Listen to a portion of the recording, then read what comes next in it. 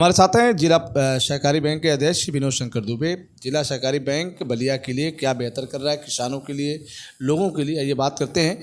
क्या सरकार की योजना है, क्या बैंक अपना काम कर रहा है, इस सिलसिले में विनोद शंकर दुबे से हमारी बातचीत हो रही है। जी देखिए, जिन ऋण समितियों को हमको ऋण स्वीकृत करना है, ऋण सीमा स्वीकृत करना है, एक समिति है 142 में ऋण सीमा जो है 120 की ऋण सीमा हमने पास कर दिया है। लेकिन कतिपय कारणों से वो कुछ पीसीएफ की गड़बड़ी से, कुछ सचिवों की शिथिलता के कारण शेष समितियों पर खाद नहीं जा रहा है। लेकिन मैं कह सकता हूं कि 2-3 दिन के अंदर सचिव और डीसीएफ के कर्मचारी, हमारे बैंक के कर्मचारी मिल करके उसको शॉर्ट आउट करके कहाँ किस तरह की गड़बड़ी है उसको ठीक करेंगे और हमको लगता है कि 142 समिति पर खाद जाएगी। रहा सवाल खाते में इसमें 91,76,000 शुगर कस्टोडियम में हमने दिया है। इतना था तो हमने दिया है लगभग 5 करोड़ रुपया। वेतन भोगी को हमने ऋण पास किया है 2 करोड़ 66,41,000। हमने 18,05,020 का 18,05,000 BPS कंप्यूटर को लोन दिया है। हमको लगता है कि इसमें 11 करोड़ 93 लाख जो है हमको शुद्ध रूप से डिपॉजिट हुआ है। इस वर्तमान में डिपॉजिट हुआ है। हमारे पास कुल डिपॉजिट जो है 1 अरब 46 करोड़ 90 लाख है। कुल डिपॉजिट जो है 1 अरब 26 लाख 53 हज़ार है। 126 करोड़ 90 लाख 53 हज़ार। इस वर्ष का लाभ हमारे पास 41 लाख 21 हज़ार है।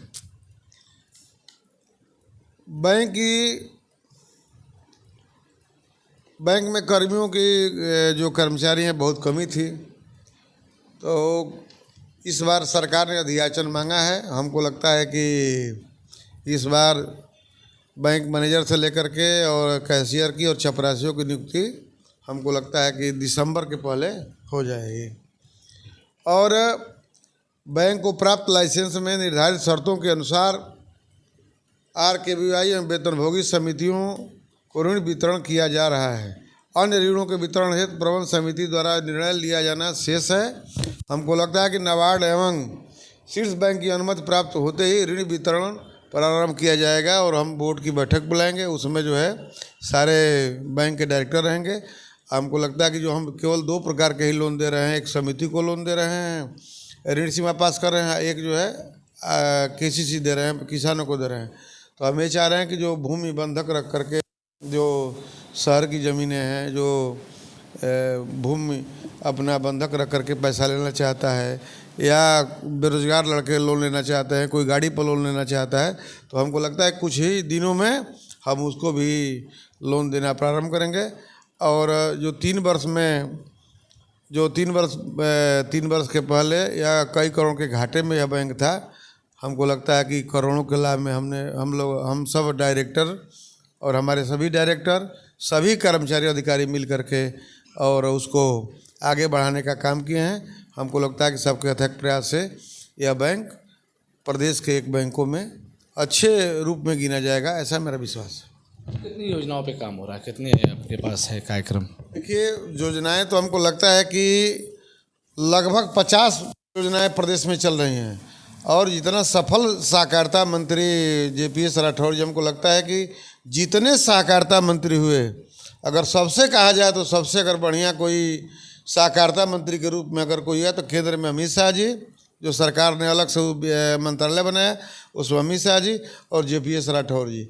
JPS राठौर जी, आप आश्चर्य करेंगे, वह IIT के छात्र हैं और छात्र संघ के अध्यक्ष भी रहे हैं BHU के।